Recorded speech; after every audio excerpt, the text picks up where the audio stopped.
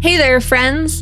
In this episode, we talk to Iva Svetliva, a soul alignment mentor who uses her magic with a K to help people on their path to self-empowerment.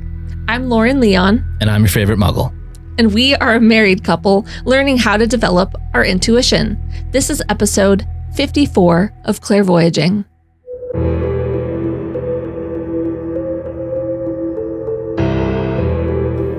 Wayfeather Media presents Clairvoyaging.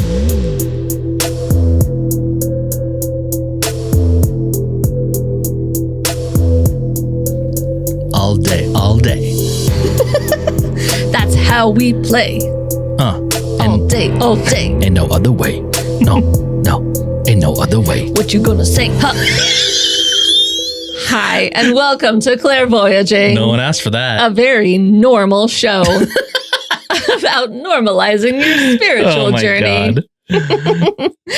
Happy Thanksgiving if you're listening to this on Thanksgiving and Frank's 40th birthday. Guys, Thanksgiving and my birthday are the same day. Sometimes. This time. So Of all the days. So something to point out. Yeah. Something I worked out with Jean, our daughter. Somehow after 40 years, I hadn't thought of it yet. What? We both accidentally said Happy Franksgiving. What? Did she come up with that? We both she slurred and I said, wait, what did you say? I'm like, did you say Franksgiving? And she said, no, but that's funny. I said, bro, that is funny. That's incredible. So I'm so mad. I'm so mad that I've never said that. I forgot to tell you about that. Happy Thanksgiving, everyone. No one needs that. Happy Thanksgiving to you and yours. All of yours. Every one of yours. I never understood that, and I don't really like it. Well, to you and yours. It kind of implies ownership over your family, I or guess. I don't know. Whatever. Okay, guys, I don't have a lot of updates today. You know, sometimes I have somebody bought us a coffee or somebody subscribed to Patreon. I'm just going to tell you, go see Wicked if you haven't, because it's some inner child healing. There's a moment that reflects on inner child healing. I will say. Yeah. I didn't get to see it. So. And no, I took our daughter to see it. Frank hasn't seen it yet. I've been you have every day for the last 3 or 4 days. I've been you have to see it because one, I got our now musical theater obsessed daughter to become obsessed with Wicked. I didn't push it on her. She's very into it. And I am too. But also I'm she's going to be listening to the lyrics and the soundtrack, and you are going to understand the entire story if you listen to the soundtrack. So I'm not allowed to listen to it, but what I am allowed to hear, what I can't escape from hearing, is Lauren singing just one line from one of the more popular songs over and over again. Or it'll be one line from one song, then 2 lines from a different song, and then Jean is also singing a different line from another song. So it's a wicked mess over here. Oh, it's a wicked mess. But there was some crying. No one's surprised. But I truly felt watching it with my daughter at the age she's at. She's almost 7. It was such a magical moment. And I feel my 7-year-old self was sitting there watching it as well. So highly, highly recommend. Well, while the girls were out watching Wicked, me and the boys, as in me and my 2-year-old son, just kicked it with Blippi at home. You know what I mean? I thought you watched Spider-Man. Then we watched Blippi. Okay. I mean, some classics also. Listen, elder millennials who have children, we all have to decide what we're going to do about our children's innocence when they grow up and realize that who Blippi actually is. Can we all just agree to either not talk about it or spill the beans sooner than later? No, I'm sorry. Blippi will be a Blippi in time. Before we get to Eva, I just want to say, one, thank you if you've left a 5-star review. Also, if you haven't, those help us grow, and they help get our podcast recommended to other people who might also like our show. So thank you in advance, and also thank you in the past. We love you. So a quantum thank you from Lauren. Yes. And now, with that rambling, we'll take you to Iva. What a breath of fresh air. What a nice lady. Yeah. We had a great conversation with her. She has some gifts that you need to know about and you need to hear. And gosh, like every one of our guests, just a lesson in disguise. Yeah. And she's fantastic. Yeah. We had a great time talking to her. Such a nice time talking to her. Yeah. And we're probably going to like be checking in with her progress as we go. Yeah. So, yeah. So, saddle up. Take it away. Who's taking it away? You, when you click the edit, when you edit it all together. And with that, Frank, roll it up. Turkey Day. Yeah. Circle the wagons. Why? Isn't that about like being in a fight or something? Open the curtains. Iva, thank you so much for joining us at Clairvoyaging. We're happy to have you with us today. We love to hear people's background stories of how they got to the work that they're doing now. So can you tell us about that? Sure. So first off, thank you guys for having me here. Just the chat we've been having before we started recording has been really fun and delightful to witness. So I'm really excited for what's about to unfold with us three. Same here. So I'll share. So I was on the path to be a CPA. I had just graduated with my master's in accounting, was studying for the CPA, and I had found a YouTuber, Leora Alexandra, who talked about law of attraction and manifestation. And I was watching her videos and had started meditating. And I had a day where I was just out in nature by a lake. And something within me was asking me, is this really the path you want to take? Like, is this really what you want to choose for yourself? And it didn't feel like it was telling me like, you're going the wrong way. It felt more like it was really asking me and giving me the option to choose.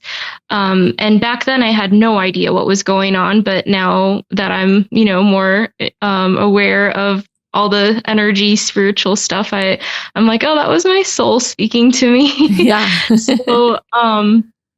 So in that moment, I realized that the path I was on was actually my father's dream for me, but it wasn't my dream for me. Yeah. And so I walked away from building a career in that path.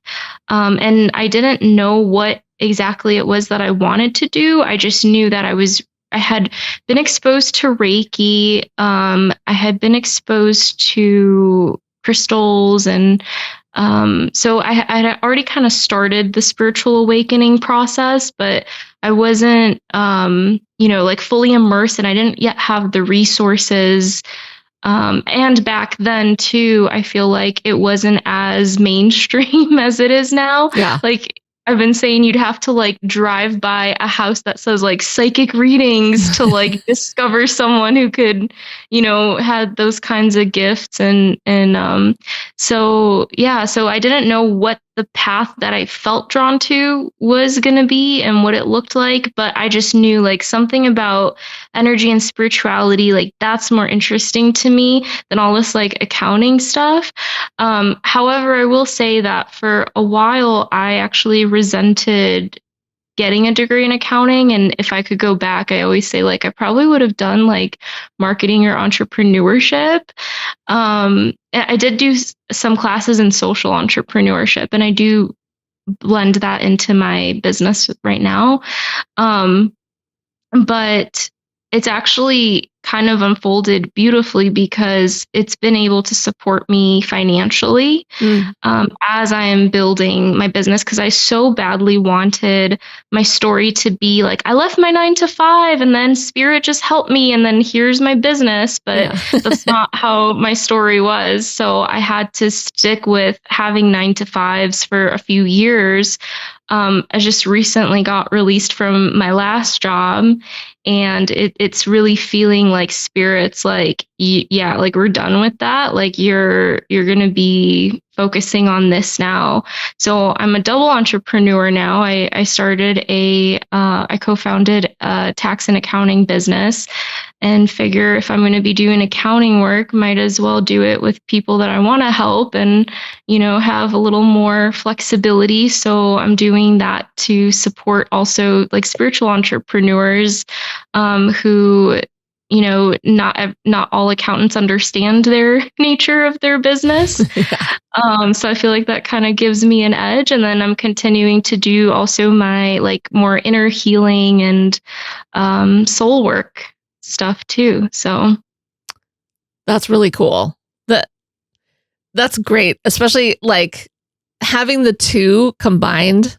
I feel like are super helpful because we are creatives. And like we don't know how, there's a lot of times where Frank's like, we have to do our taxes and that's on you, Lauren, because he's not good at math.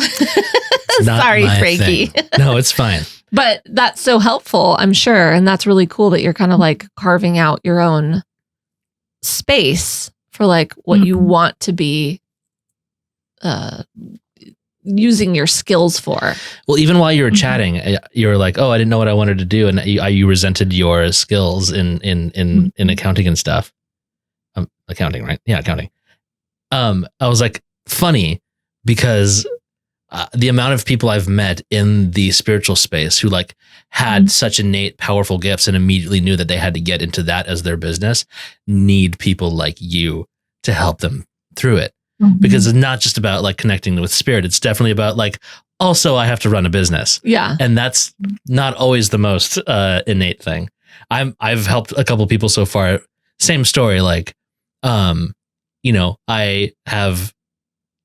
used my last being laid off from my last job to propel me into this work. And I'm like, oh, I hope I'm led in the right direction. And I trust in like the process. And it's been a little janky along the way. But along the way, I've also met a bunch of people. I'm like, wait, I can help you and I can help you and all this stuff. I want to work with people that I want to work with. So I fully understand that. I love that so much. Yeah, that's really great. How difficult was it for you to, you still managed to like, you didn't do a whole 180 and decide to like ditch what you've gotten your degrees in. You're using it for good according to you. But that period of transition when you were really second guessing and realizing that you're kind of living into your father's dream, how stressful was that for you? You're talking about when I decided to walk away from the CPA? Yeah. It wasn't stressful. I would say that I felt like, so I grew up as a people pleaser. And same. So Lauren knows. Yeah. How about you, Frankie? Are you in the boat with us? No, I was more of a like punk. Yeah, more of a rageful person, and I just turned inward and started wearing all black, and I haven't grown out of that yet. So, but yeah, like, I can relate to the people pleasing, like following a path that's like, oh, wait a second, this isn't mine. The strongest emotion I felt at that time was I knew I was going to disappoint. Yeah. Yeah. So it was really hard surprising. So I thought I thought both my parents were going to be like, oh my God, what are you doing? Surprisingly, my mom was actually really supportive of my decision. I think she could see that I like wanted to go do something else. And so she did support me with it. My dad still to this day doesn't really accept the path I've chosen and struggles with that. Oh man. But what it's really gifted me is my parents have been some of my greatest teachers, because everything that I've moved through with them has supported me to really be like, well, I'm really like me. And if you can't accept that, then like, I don't know what to tell you. Like that's a you problem then. Yeah. I feel like, you know, no matter like who comes up to me or, you know, because I've had like some people be a little nasty to me on the internet. And to me, on the internet? On the internet? People are so nice on the internet. That's the place where there are no trolls. Yeah, in that space, Frankie. Yeah, okay. I guess I'll suspend my disbelief and continue with the story. Whatever. I hope to one day get to the frequency. Supposedly, if you're on the right frequency, you can get to a point where you have very minimal trolls. I hope to reach that one day. You know, I've gotten to the point where like I almost want more trolls because I want to be like, I'm getting to people a little bit. Yeah, I was gonna say like maybe that means you're ruffling some feathers, but in like a good way, or just I don't know, getting engagement, right? I don't know, engagement, or at least getting people to like, especially in this space, if you're getting people to like question their version of reality as it is to a point where they're getting offended by it, you're giving them something to think about. Now they have the opportunity to like either be mad at your proposal of how things might be, or like turn inward a little bit right when they're falling asleep and they're thinking like, maybe I'm wrong. That's the sweet spot. Yeah. But so we went off track. What were you were saying? I took a shot of Red Bull before we came on here just to be awake. So I am so sorry. That's Trolls. okay. Trolls. We allow everything. So shot of Red Bull. All is welcome here.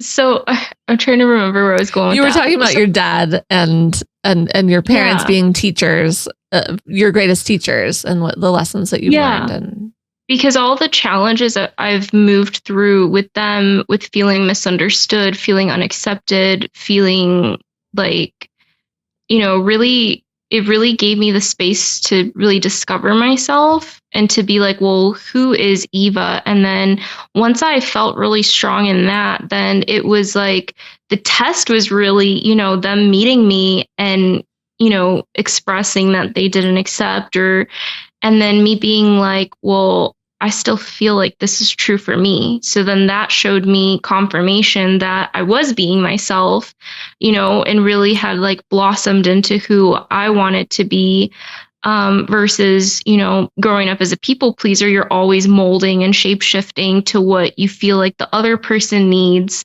and to appease them. So that's why the self-empowerment and authenticity are like two of the pillars for me. Mm-hmm. I feel like your connection to yourself is really the very foundation of your life, because if you don't know who you are, it's hard to know what your values are, what kind of lifestyle you want. And then with that comes what direction you want to go in life. So that has really been the greatest gift. And the last few weeks, I've been doing this forgiveness practice, which I resisted for years. But I've actually internally felt like I'm ready to forgive them and me. And that has been just so profound, because I don't know if either of you have moved through anything similar, or if any listeners have as well. But it's, I think, like, especially having those struggles with like the people that, you know, grew up with you, you almost kind of, I don't know if anyone has had this moment where you kind of are like, you lived with me for 20 years. Like, how can you say that about me? You know, like, you almost feel like they should know, like, and that you're being yourself, or like accept you more. But I think Ram Dass says, if you think you're enlightened, go spend a week with your family. Ooh, I like that. There are certain, especially with people pleasers, and there's certain like personality types or human, if you're into human design. I know there's certain people who, I have this as well. A lot of people project what they think I am onto me. Mm-hmm. Oh, are you a line 5? I don't know what that is. Yeah, you do. You get 2 numbers in I forget what I am though. Your profile line. I forget what you are too. I think I might be. Because I'm a 5-1, and that's I think you're describing the 5. That sounds familiar. I think I might be a 5-1. I have to look. I should pull up my chart. But we're both manifesting generators. But I did actually, my boss read my profile to me, which was about people project their beliefs onto me and what they want me to be or what they believe that I am. Yeah, I totally get that, because you're like, you've like the idea of like, I live in the same household as you. And like you as my parents should know that, like, of course I would follow this path. But you are surprised because in your mind, you've been creating this other version of me, which isn't true. That's it. Yep. There's another thing too. There's another element. And we have 2 young children. We have a 6-year-old and a 2-year-old. And something that I find sometimes is like, if you see your kid doing something that you just know might spell trouble in the future, based on your own experience, which is limited, which is the first thing you have to realize as a parent.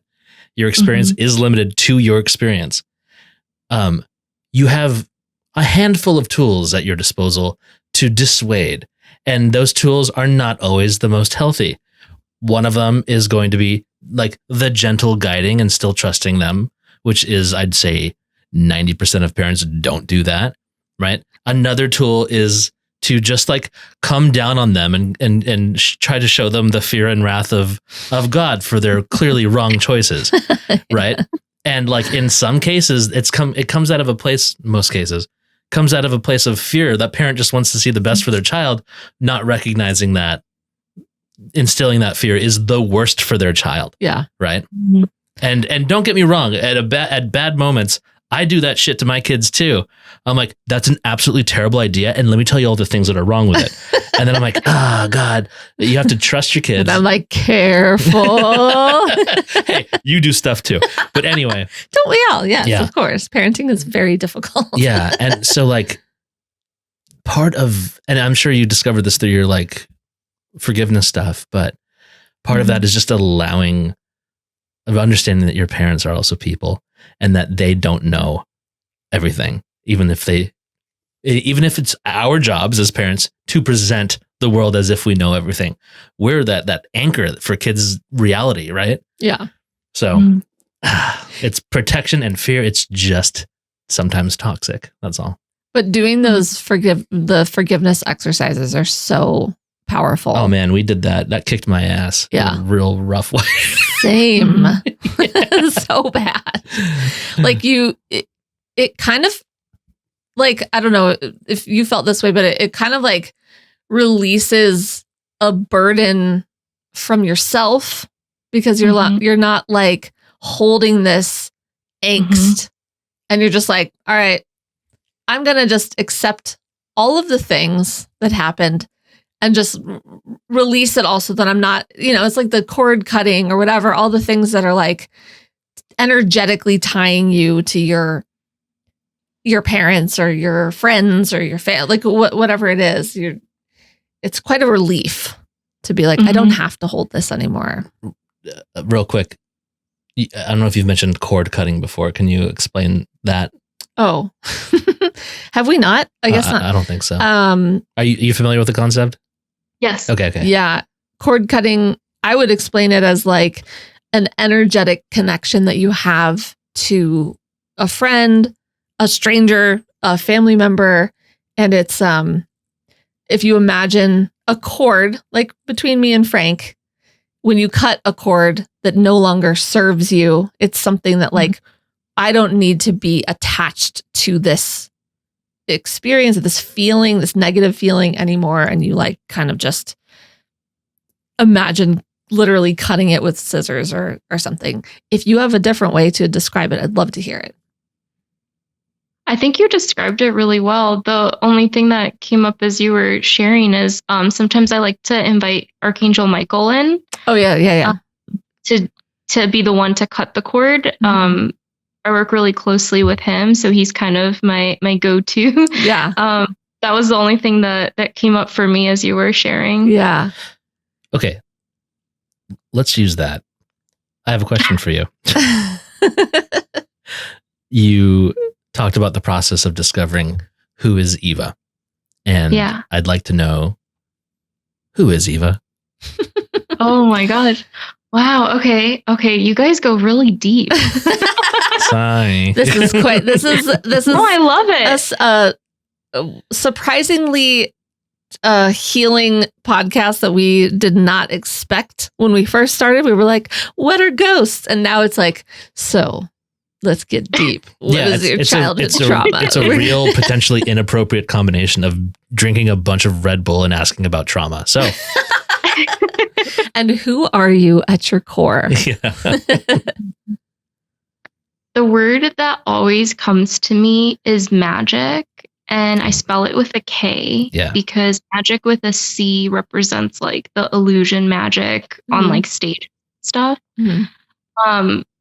But recently, like literally within the last like 2 to 3 weeks, I got this from my inner being. Where, so hold on, let me give you a backstory real quick.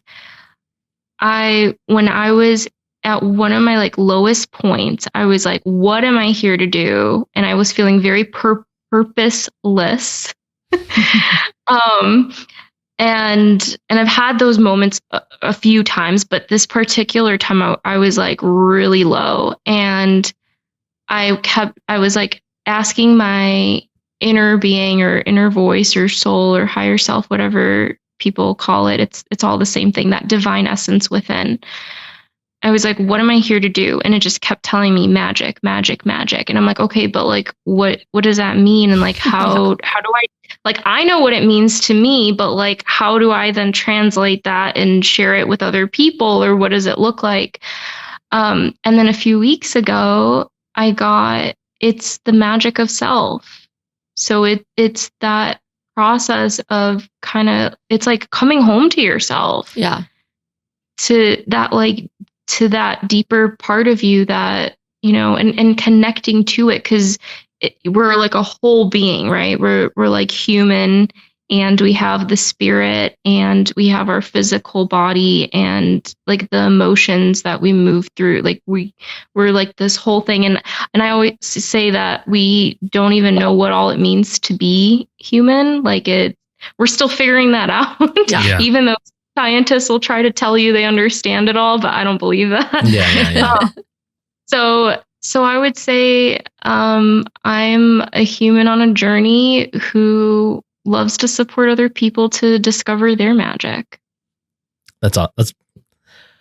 I would have never answered that question in that way. And I am jealous. So yeah, it's a really well boiled down, like beautiful statement. Yeah.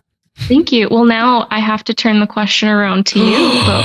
No, it's such a good question, Frankie. We can't not go there. Oh no. You first. Oh, that's Iva. I don't have these eloquent statements. You really had, it was good. I am. Who am I? Well, remember when that question ended the entire podcast? Night. We made it to episode like 54 or something, and that's it. I am a creative healer in multiple aspects. So whether it's through art or writing or physical healing touch, I I think that's that's who I am. I'm a creative healer. That checks out. Yeah. Okay. Yeah. Okay. Let's cut that all together now. I'm going to make you sound amazing. Let's make this sound. Just kidding. Me. Let's see here. I'm a little complicated, and I don't mean that in like a self-important way.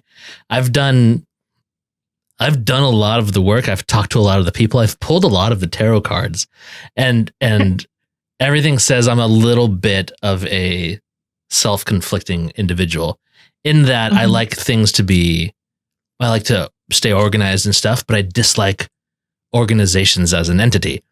So my personal thing is trying to help people identify their own personal powers. I guess not too unlike you, just in that, like, you know, the things that you as an individual think are your weakness are probably the path to your strengths. And let's make fun of everything else along the way, because if we're here to be serious all the time, that sucks. That makes things such an incredible bummer. So Lauren is definitely more what?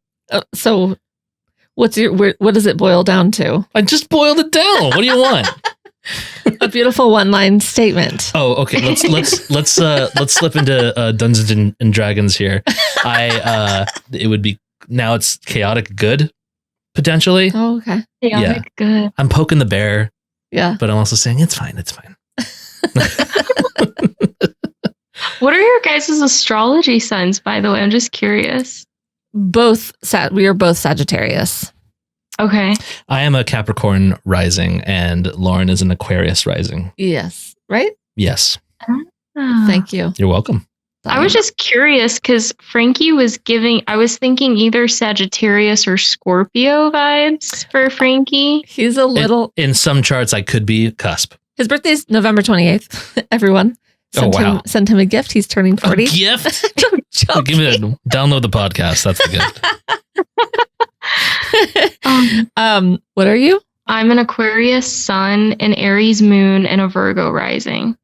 Okay, the Virgo is the accounting. It's also like you're very chill in a way that really? I think so. In a way that I'm very jealous of. You're very calming, and I noticed that at first, and then you're telling me all this stuff about having to, like, you know, second guess your entire like field of work, and I'm like, what? You seem like you had it figured out. You give. Oh, now I do. Yeah. I definitely feel like more grounded and aligned than I have ever in my life right now. Yeah. But it took like it was like a whole process. It was not an overnight thing. Yeah. Yeah. Well. What did you say? Aquarius sun? Sun. Yeah. So I like anything that's unique, and I'm visionary, and I'm all for unity. That's how I describe Aquarius. Eva, I wanted to know because you're on the spiritual journey, the spiritual path. As far as like intuitive abilities go, do you have any clue as to what like your superpower might be, or like what you're hoping to like grow into? So two things come up as you ask that. The first is, so I'm really connected to people's emotions. So in my human design, my solar plexus is open, and I think it's undefined, actually. I think I do have some gates, so it's not completely open, but I can really feel emotion, like to the point where I remember going to like movie theaters and I would be like crying, like happy or sad tears. But at some point I realized I think I'm like feeling more than just my stuff. Like I felt like I was feeling the whole room. And now this is like a point of like laughter for my boyfriend, because we'll be watching a movie and there will be like, you know, an emotional or something like a really sweet moment, and I'll just start tearing up, like, you know, it just happens. And I turn to him, I'm like, are you crying? And he's like, no. But, and growing up, that was something that I was told, like, why are you crying? Like, you're too sensitive. You need to have thicker skin. Mm. And now I'm like, I'm so glad I didn't listen to that, because the way I can feel people's emotions is truly a superpower in my eyes. As people share things, I can feel when things come up without them even saying a word. Like, I can feel it. So you're an empath, which is part of there's a little bit of the people pleaser in us, kind of like makes us empathic, because we're so aware of what other people need and what other people want. I'm just saying I am very similar. Our listeners have heard me cry multiple times because I'm hearing someone's story and I'm so in it with them, or feeling like what they must have felt at that moment or whatever. I cry a lot, and it's it is a superpower. Mm-hmm. Like I felt very embarrassed by it when I was a kid. I grew up with 2 older brothers, so they would like make fun of big emotions, which it sounds like maybe your parents were in a similar, like you said, don't feel that, don't cry so much or whatever. But at some point I just started embracing it. I'm like, it's okay. I'm feeling this right now. I love that. I feel like I just started embracing that concept for myself, because same thing, like too emotional, too sensitive when I was younger. And more than anything, and this is probably why I am the way I am now, I like at some point got tired of feeling that way, not feeling that way, but like hearing that. So I started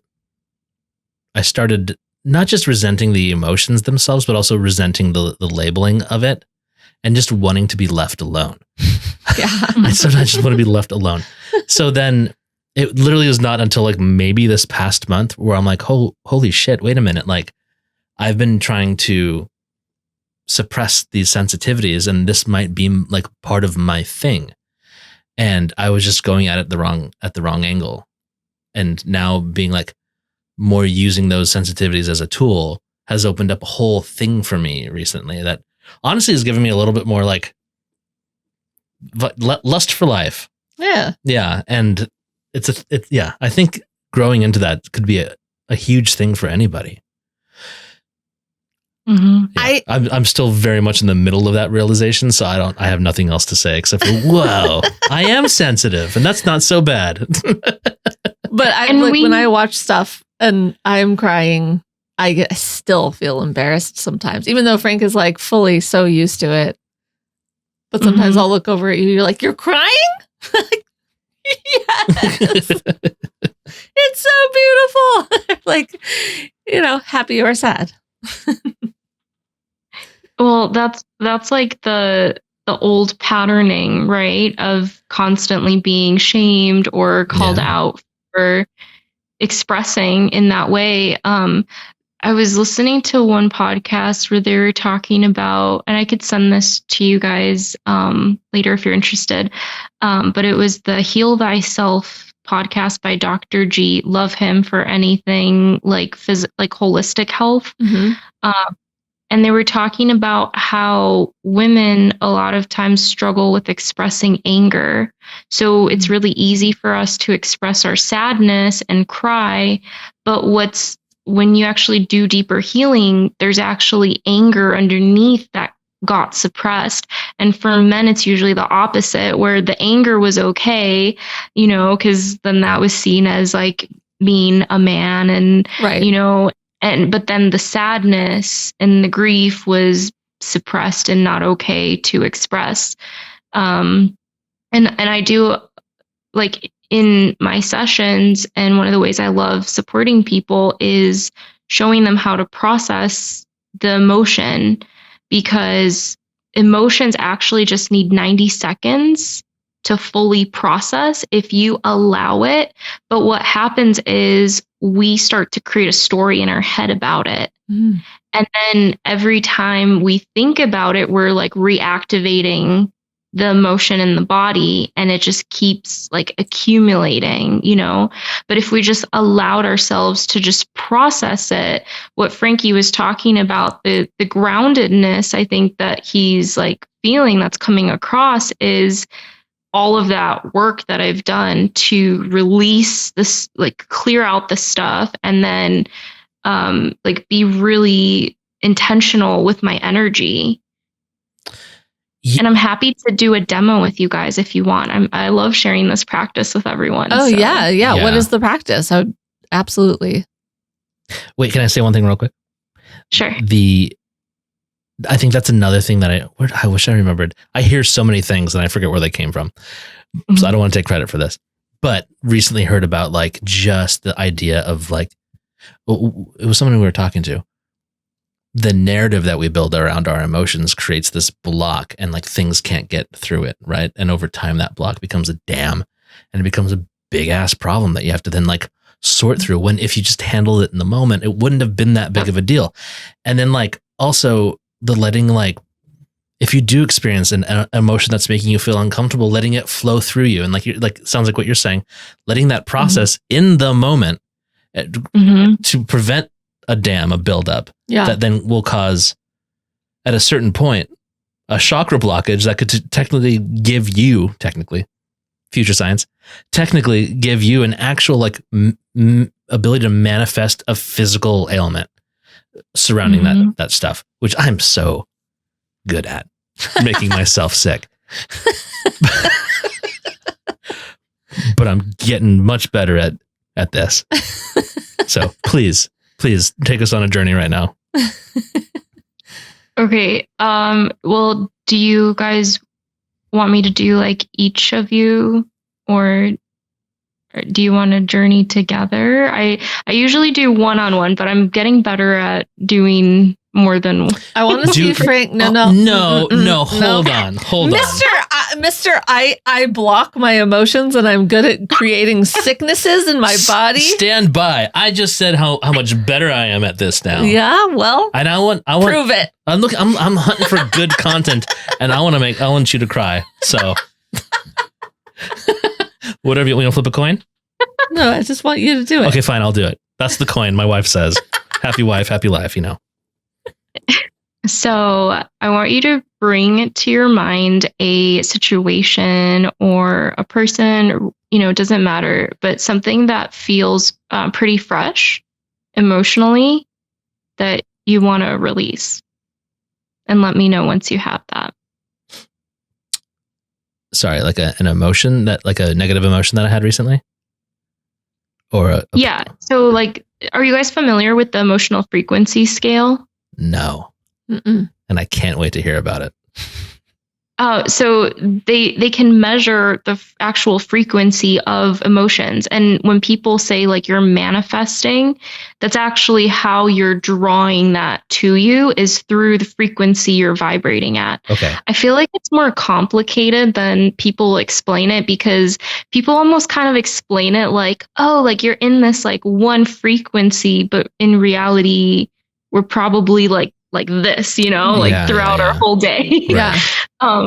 So, but basically, they've measured, and more recently it's come out that authenticity, it used to be believed love was the highest frequency, but now they're saying that authenticity is actually the highest frequency. My theory with that is if you're living authentically, you're more connected to your divine self. And so that's like the highest. And I think why love was like the highest vibration before is because unconditional love is also part of that essence. I like that. So yeah, that's great. Yeah, it feels like authenticity is a better definition of that feeling. Yeah. Because if you're feeling authentic, living into your own authenticity, and you see someone who isn't living into theirs, like it's hard not to feel a certain amount of compassion for the difficulty they're going through. Yeah. That's a pretty high frequency, So, okay. All right. So I'm supposed to think of something that made me feel shitty. Yeah. Was it me? No. Am I to express this out loud? If you're comfortable, if whatever you're comfortable with. I can't call anybody out. But you don't have to share if you don't want, because we're going to work more with the sensation of it in your body. And so that's like the key to releasing it. So the actual story doesn't matter, which is ironic because as humans, we get so caught up in the story. Yeah. Like that's what we want to go and tell everyone is like how badly we were hurt or upset by this person or this thing. But really, when you are able to tune into it as a sensation, you strip away the story and then you're able to actually release it on the energetic level and with your body. So, okay. I thought of a good way to share it. I want the story. I had someone recently try to use an insecurity that I have about myself for their own personal gain. They used my personal like weakness as an exploitation for their benefit. I don't. And how did that make you feel? That made me feel very.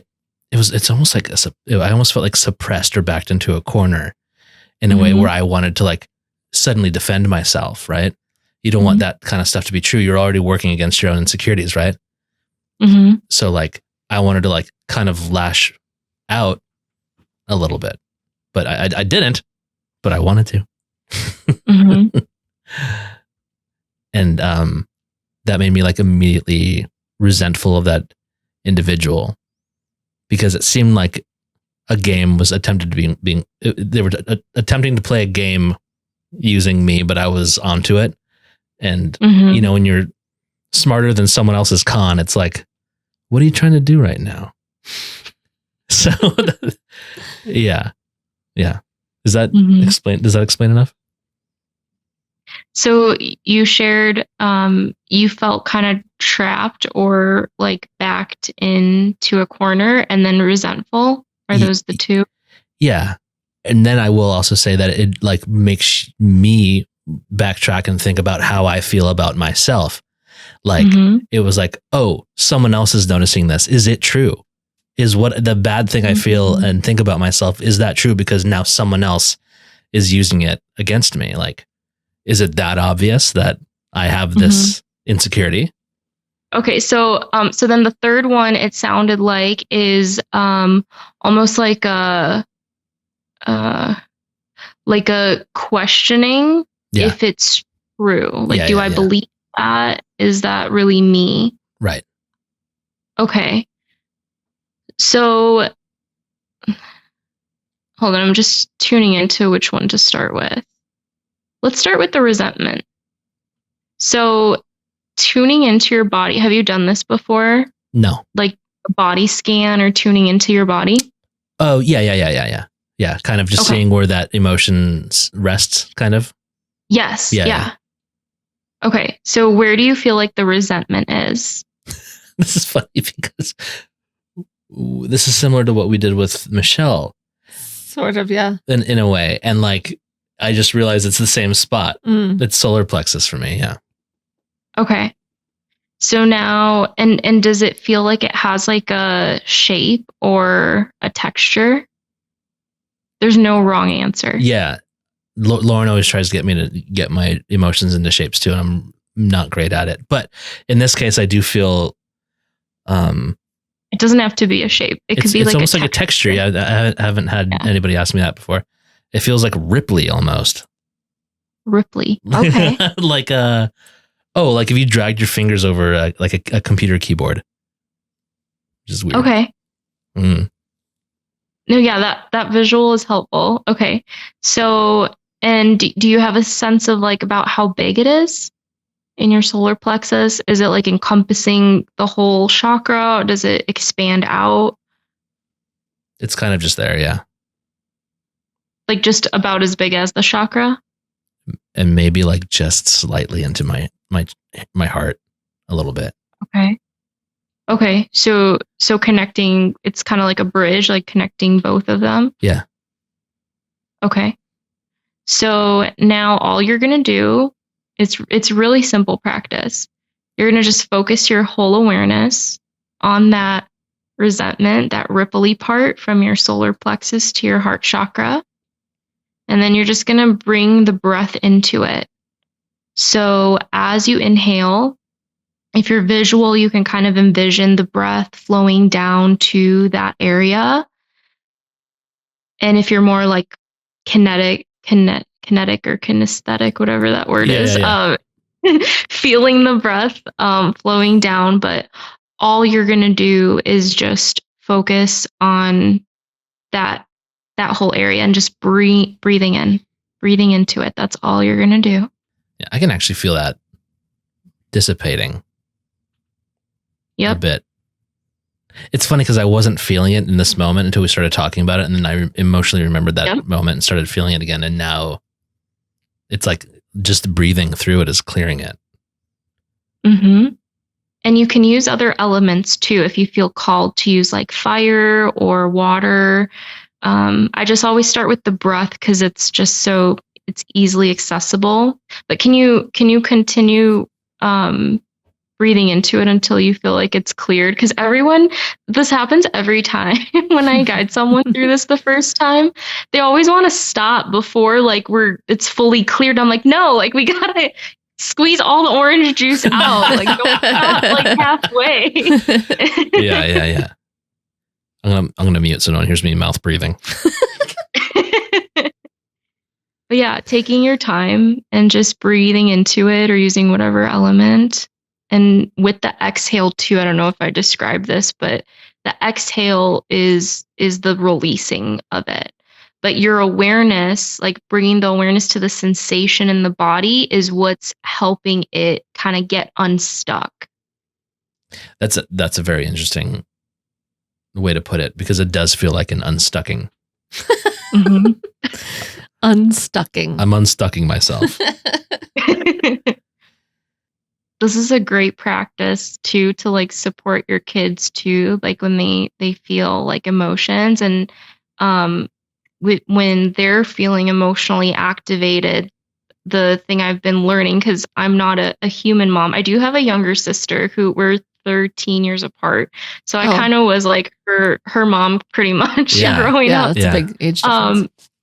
But I'm like preparing. I'm an aspiring mother, and I have 2 fur babies. We've got 2 dogs. But the like you regulating yourself and being that in the moment when your kids are emotionally activated, I've learned that that's like the best thing we can really do. Yeah. When I talk one of our kids through like a big meltdown and I show them what to do with like, let's take some deep breaths, and I do it myself, it helps me be a better support for them too, because I'm not like stop it, Yeah, you get, not to call you out on the show, but you get real if things are too chaotic and the kids are being wild, because kids are wild sometimes. All the time. Say it. Go ahead. You get worked up. Oh yeah. Yeah, you get really worked up. Yeah. If I keep myself in check, everybody's calmer. But yeah, the empath in me starts going, ooh.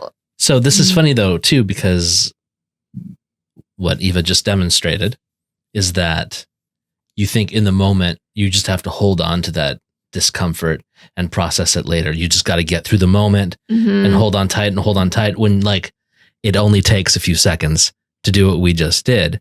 And like, is it unstuck? Oh, I feel completely unstuck.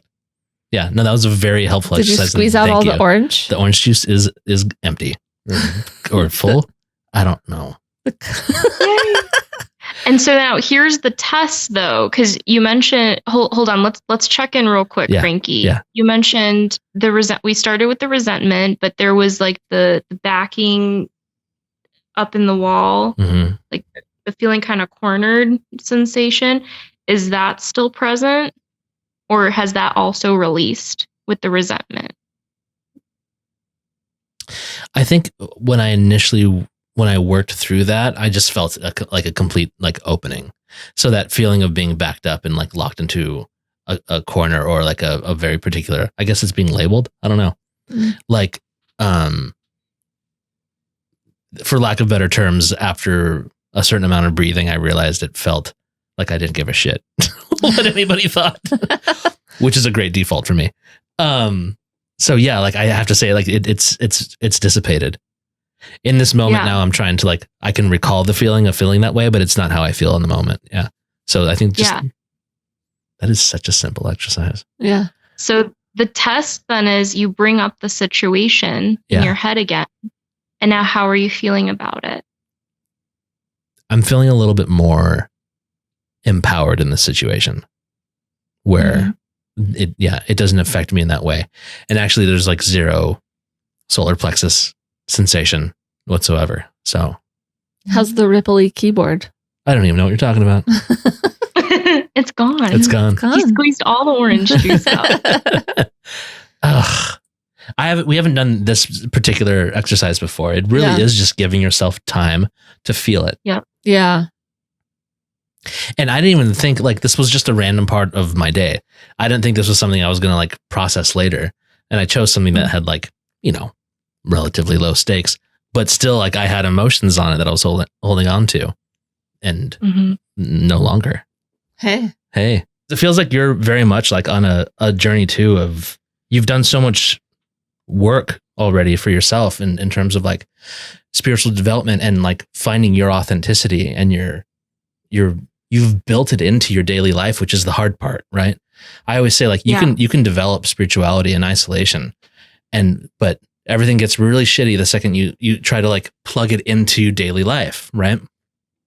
I used to I'm a recovering Catholic. That's how I grew up. And I immediately, just looking for something else to fill that void, jumped into Buddhism.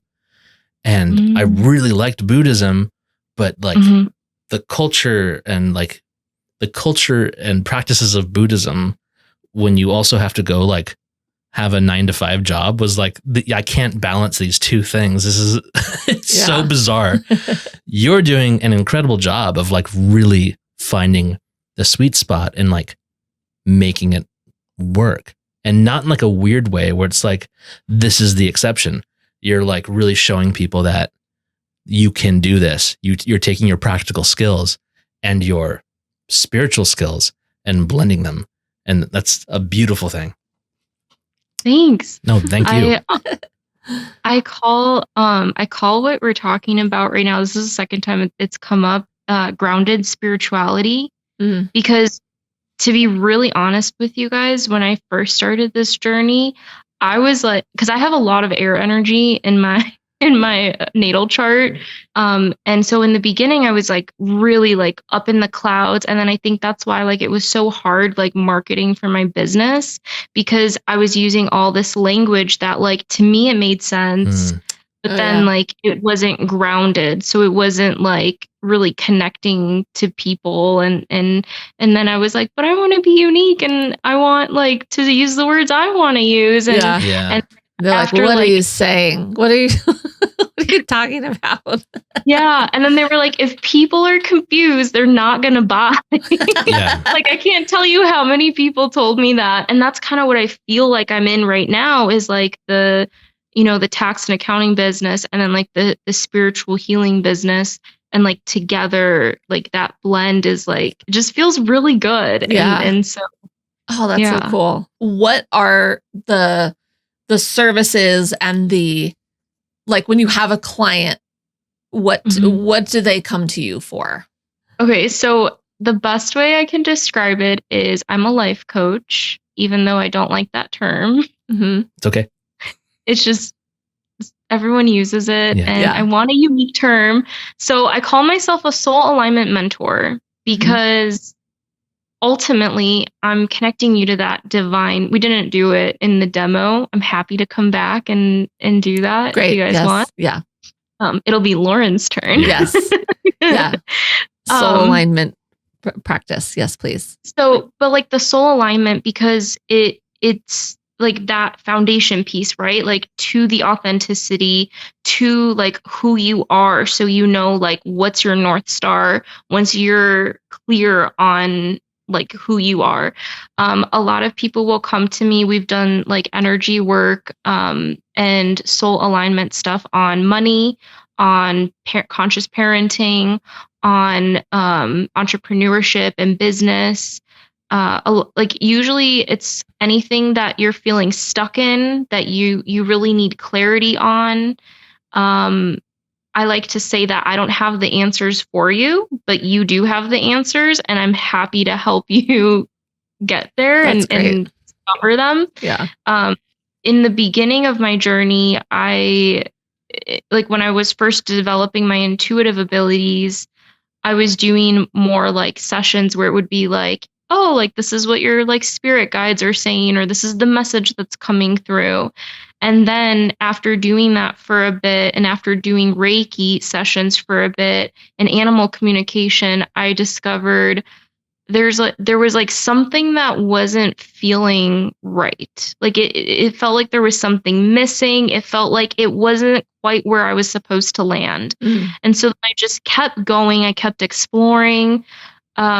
And then I discovered this type of work, and I was like, this is really cool. Like this could help so many people. Like, and so then it went from like me being the middleman to like, okay, how can I empower you to have these tools and to be able to connect yourself? Because ultimately that's going to support you with going out and fishing for yourself and having something to eat. So like that's kind of like my mentality. I actually had a client earlier today bringing up, you know, like, oh, like some self-doubt about like connecting to her intuition. And I was like, and then she was asking me like, can we connect to your spirit guides? Like, can you ask your team and stuff? And I just said, you know, are you open to exploring the self-doubt? Because if we can help you with that, then that's going to help you get that stronger connection and that trust to yourself. And that's going to support you more long term. So I really try to like encourage and support clients with that self-empowerment piece and like really walking them kind of through that and like just being there to support along the way. Cause I know it's when you're first learning it, you know, like you're like, oh, like I want to make sure I get it right, but it's not about that. It's about like the connection to yourself. And when you're talking about the Buddhism, so I actually I don't have like a religion or particular practice I like religious practice that I follow. I listen to them all. Like it's usually like the more like spiritual, esoteric, mystical ones, like the Jewish Kabbalah and Buddhism and but I'll listen to them all and then just kind of take whatever resonates. And also I like to say too that like nature is my religion. Like I just connect to Mother Nature. Discovering your spirituality, like what that looks like, because that is so unique to each person, right? Like all these religious institutions, you know, kind of talk about it as if it's like a one size fits all, but it's not. And life's not a one size fits all. So how could we think that like something like spirituality is? I'm like stepping into that more, where there's more people like expressing that. Like there was a woman who had walked away from her religion and then was like, I feel really lost. Like I don't know what to even believe or, you know, where to go. So yeah, I'm happy to support with that kind of stuff as well, because my core message is that I want you to live your life your unique way. So whatever that looks like, whatever success looks like, whatever the lifestyle that you're wanting to design looks like, and then whoever you are at your core, like let's bring that out. So that's in all areas. Did that answer your question? Yeah, it's also beautiful. Yeah, that's so nice. That's so cool. Yeah.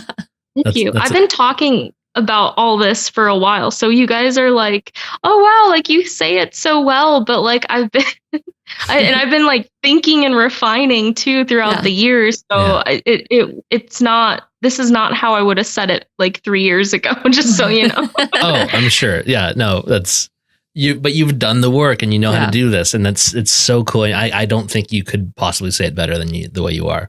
I guess on that note, where can people find you? Yeah. They can find me mainly on TikTok. I'm also building out my YouTube. I've got a lot of ideas of videos, so come hang out with me there. And then also Instagram. My username is the same on all platforms, so it's 8, and then the business name Svetliva 8. And we're connected on there through Instagram, and I can send you any links. I'll put all the links in the show notes. Yeah. Thank you so much for talking with us, Eva. You have been awesome, and you just have this beautiful like spirit and glow about you. So thank you for joining us. Yeah, and thank you so much, Lauren and Frankie. And please stay in touch, and let's get some updates as soon as we can. Yeah. I want to hear how the biz is going. I want to hear all of it. Yeah. And you might hear from us for some accounting help at some point. Almost I was just going to say, if you guys need help, I'm your girl. So now you know. Beautiful. Careful. Yeah. All right. Thank you, Eva. Cool, Eva. We'll talk to you soon. Thank you. Have a great one. Talk to you soon. You as well. Thanks. Take care. You too. Bye-bye.